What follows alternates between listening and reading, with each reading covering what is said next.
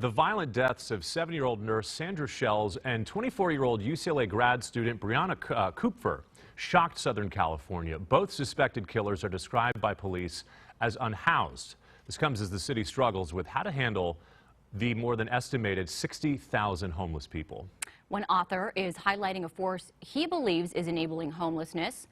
Progressive policies gone too far. Joining us is author of Fransicko, Why Progressives Ruin Cities, Michael Schellenberger. Thank you so much for being with us. So first of all, provocative title, especially coming from you, I believe you do identify as a progressive. So talk about why you wrote this book.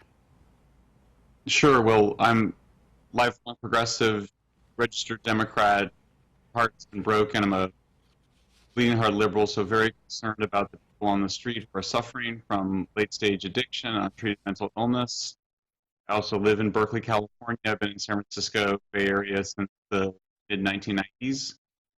And I just wanted to figure out what was going on. And, it ended up being that there's a number of policies that I had once believed in fact, advocated for when I worked for drug decriminalization, harm reduction. I worked with Maxine Waters to organize civil rights support for needle exchange. But it's clear that these policies have just gone too far and that we need to turn to some semblance of order to give people the help they need for their late-stage addiction and mental illness.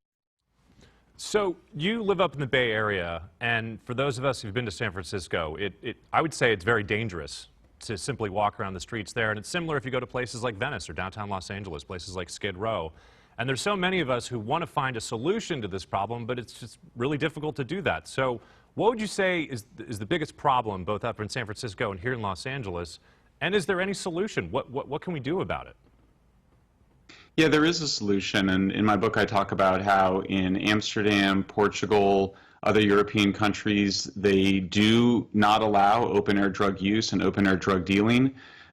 They have drug treatment. When people break the law, rehabilitation is an alternative that they can use, as well as psychiatric care. It's a shelter-first policy. People are not allowed to sleep on the street. They can then earn housing through abstinence and progress towards their recovery and their independence. I was just in San Francisco downtown on Friday. I've been in war zones in Nicaragua, El Salvador, Honduras, Guatemala, Congo, and the situation in San Francisco was some of the most dangerous and frightening experiences I've ever been in.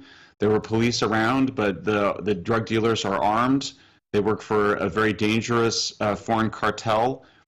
There's been a complete breakdown of law and order in downtown neighborhoods across California. Certainly Skid Row, it's out of control.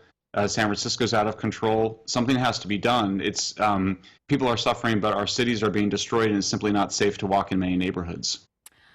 The recent killings that we spoke about with the suspected killers described as unhoused, of course, all homeless people are not criminals. We absolutely would not want to characterize people that way. But when asked about this, LAPD Chief Moore talked about how more homeless people are increasingly victims of crime as well as perpetrators. And he said he thinks it speaks to the mental health crisis on our streets. And actually, the sheriff pointed to the same thing, too. Mental illness is part of your argument. What do you see as the solution to the mental illness on the streets? Yeah, I mean, I think my fellow progressives did a disservice by suggesting that this is just about high rents. If you can't afford the rent, the last place you're going to go is to live on the most dangerous and dirty streets in America. You're going to move out of state, you're going to move in with friends. So the people on the street are suffering late-stage addictions, untreated mental illness. We know what the solution is. It's what every civilized nation in the world does, which is that we get our friends and family the care that they need in hospitals. We panicked. We had hospitals in the 1960s, 50s and 60s that were in poor shape. But instead of trying to get people into residential care, we just shut them down. We just went too far. There's sort of a mixture of compassionate but also kind of radical libertarian ideas here. But we know it works. My aunt had schizophrenia. She was in a group home. She did very well. She needed lifelong care. But your average 25-year-old or 20-something drug addict just needs rehab. They need jobs. They need to be reaffiliated with their families. What I describe in San Francisco, what we're doing in California is really unlike what anybody else in the world has done. We're in the midst of the worst drug epidemic in world history. It sounds like an exaggeration, but it's not 100,000 people died last year from drug overdoses and poisonings. That's 3 times more people than died in car accidents. That's almost 5 times more than died in homicides. So we've just got to grow up a bit here and take responsibility for taking care of our friends and family that are really out of their minds, literally because of drugs or mental illness. And we need to restore order by enforcing laws, because that's often how we get people the help they need. Well, Lauren and I were talking about this when we were getting ready for the show. And you mentioned, Lauren, the federal law. Well, I was talking about civil liberties. Like, what is the mechanism for doing what you're talking about? Because people obviously have civil liberties. So how do you get somebody that doesn't want treatment into treatment? Also, too, when you're talking about, policing and needing to accept shelter or go into treatment, I mean, the city of LA, for example, has a court ruling to abide by where, it's considered cruel and unusual punishment to enforce anti-camping laws if there's not a shelter bed for somebody to, go to. And LA County, by no stretch of the imagination, has enough shelter beds.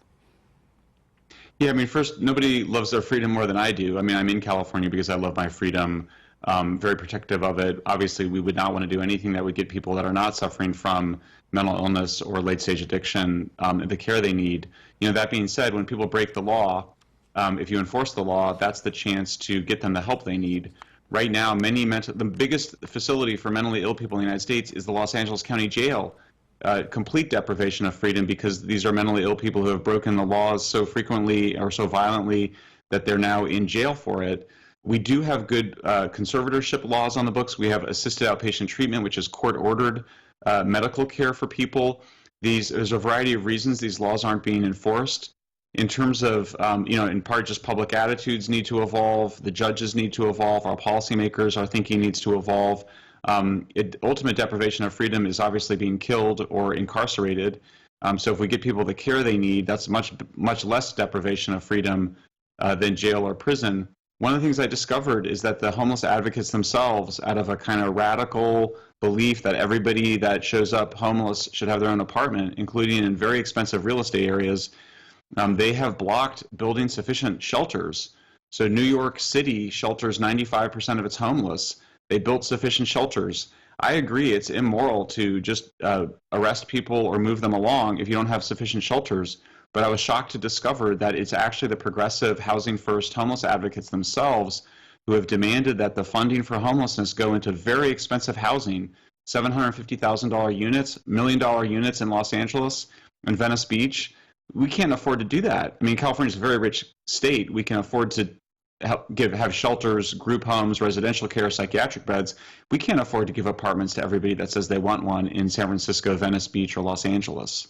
Very quickly, right to shelter is also very expensive. Also, anyone I talk to that works in homeless services, Department of Mental Health, they say there is not enough psych beds by any stretch of the imagination. So what you're calling for is going to be very costly, correct?